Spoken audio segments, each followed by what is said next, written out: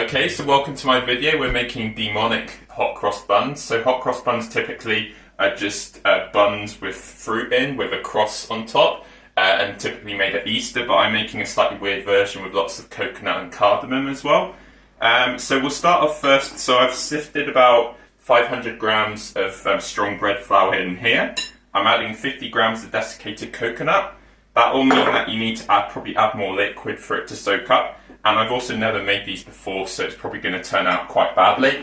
And also it's a variation on a recipe from Paul Hollywood, so they should look something like this, hopefully. So this is the guy who gives out weird handshakes during the Great British Bake Off, if anyone watches it. And I'll keep it open just in case I need any instructions. So I've added my coconut.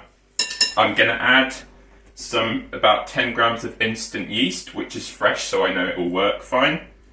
The key is here to try and make sure you don't kill the yeast. And then add butter, which is softened, so about 40 grams of unsalted butter.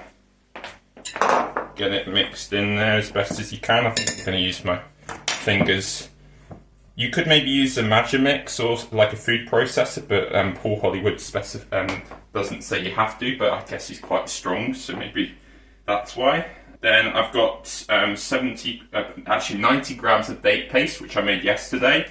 So you just mash together quite a lot of dates with some boiling hot water, and then blend it all together, and it looks quite a nice paste there. So this is replacing the sugar in the recipe. Get that mix in there. You need the sugar for the yeast to be more active, basically, so it produces the carbon dioxide and hopefully expands later as the carbon dioxide gets trapped. Now we'll lastly move on to this cardamom milk, which has been slightly problematic this morning. So I've had to add a lot of cardamom, so about 4 teaspoons worth, because this is quite old and quite weak, I'd say. So you heat this up in a saucepan, and then after that you taste it a few times, but start off with less cardamom, and then at the end you filter it. And then this is like lukewarm, which is what you want. You don't want it hot, otherwise it will kill the yeast. And add it slowly maybe, and then mix it at a time. I am making this up as I go along, so it might not turn out right. And the inspiration for this recipe, making it demonic, is basically because I like horror movies, so the Conjuring 2, where they use the inverted cross of St. Peter. And I don't want all these hot cross buns to look exactly like the other YouTubers, so that's the reason. But we'll carry on. Hopefully these will be ready in time for 5 o'clock, so my dad might be able to have some in time. He's filming at the moment. Yeah, that's fine. So the next stage is to add water. My hands have got loads of dough on them. Get them off.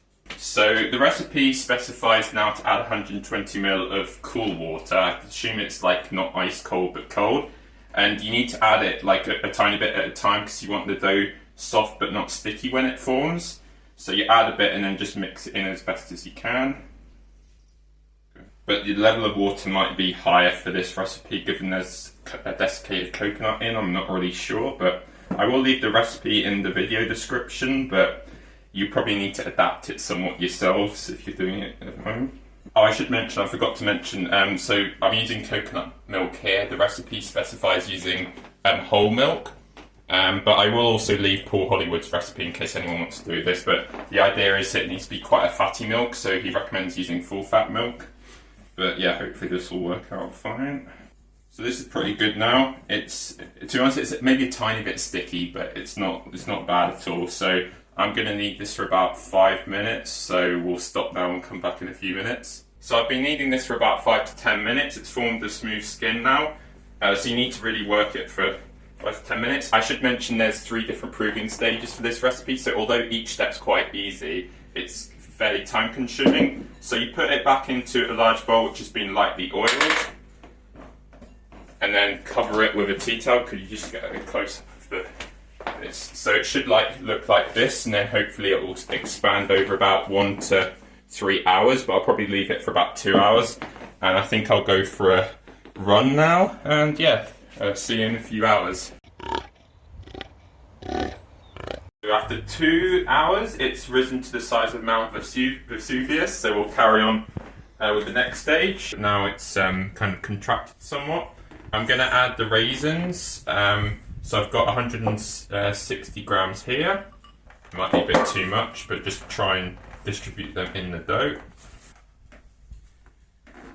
I can't get all of the raisins in, so now I'm going to add the zest of 2 oranges. So it's about that much, just so it's a bit more fruity. As you can see, it's a right mess now, but I don't really mind. So try and distribute it all nice and evenly.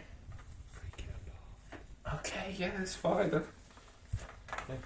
So I've got almost all of the raisins in here and I've kneaded it, so that is basically 160 grams. So you then put it back into the bowl and then leave it for, it says about an hour, but I might leave it 30 minutes, we'll see, just till it's expanded in size again, and yeah, see you shortly. It's another 1 hour, and again it looks the size of Mount Vesuvius, and the next stage is to put it into balls. So you need to basically make sure that you knock out the air in it before you divide it up, and don't worry about some of the raisins falling out, that's okay. I'm going to stretch it out a bit. I don't think I put the raisins in very well, so they're not very evenly distributed, so you can do that better at home. And I'm going to put it into 13 balls just for good luck as well. So yeah. Actually, to be honest, I'm just going to add it to as many, whatever number works well, because I don't really know how it works really. Into balls. And then put them on baking parchment, so we'll use 2 trays. And I'll show you what they look like once they're all done. I've done the 13, which was a bit of a coincidence actually. You need to make sure they're circular shape and also mold them so they're not so they're fairly tall but not too tall, like this if you zoom in. Perfect, nicely done.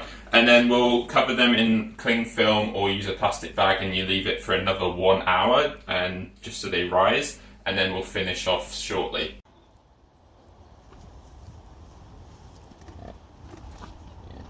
Got our bag sorted out and it's been 1 hour. I'm going to take them out now. And they're massive now, probably too big, but we'll see. That one's slightly weird shape, but we'll carry on. And the idea here is you want to create humidity, which is why we leave them in these bags, and some of the raisins have fallen out. These ones look a bit more dodgy than the other ones and have sunk a bit, but I don't really mind. And we're going to try and pipe out what's the cross shape, the inverse cross. And I've created a mixture here which is a bit of beetroot juice, 75 grams of plain flour and 75 ml of water, but it looks a bit pink. I was trying to make it demonic red. If you don't have a piping bag, you don't need to do this stage, it's just a nice extra.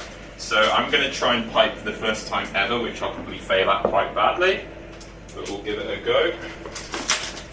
So I've cut out a bit at the bottom here, and then you kind of want to cover it like that, and then get it in your bag. Oh, and I should mention that we turned the oven on to 200 degrees to heat up, and we've got a fan oven, but if you've got a normal oven, just do it at 220, and that's degrees Celsius, not degrees Fahrenheit, because we're not American, so we'll go with that now. And get it into the bottom of the bag. I think that's how you do it. And then you kind of release it to get it in position and squeeze down. Is that correct there? And now we'll try and create the cross. And it needs to be inverse cross, remember, so it's a bit satanic. That'll do. Oh damn it. Oh.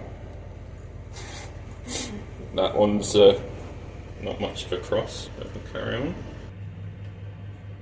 This one's my favourite one.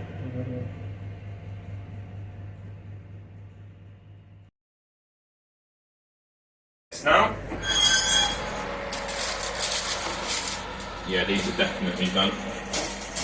The raisins have kind of ballooned up, and yeah, I'm pretty pleased with those. They might be a tiny bit overdone, but we'll basically apply an apricot glaze in a few minutes whilst they're warm. And yeah, and then taste them. So obviously they're overdone, I'm not going to sugarcoat it, but I'll take the worst looking one and hopefully it'll still taste nice. As you can see, it's kind of disintegrated a little bit. The problem is the outer raisins will be slightly burnt, but it will hopefully still taste good. Bit of butter, obviously it's not like your supermarket one, so it's a bit rough and ready. I'm so tired after doing this that I've... Okay, so give it a try. It tastes really nice. I can't really... Like, it's a bit hard to tell if there's like lots of coconut or cardamom in there, but the overall flavour's pretty good. But it's probably a tiny bit, it tastes a bit like a scone in a way, but I still think it's quite good. If you leave in the comments why you think it went wrong, like if I overimproved it or not adding the egg, that would be good. But yeah, thanks for watching.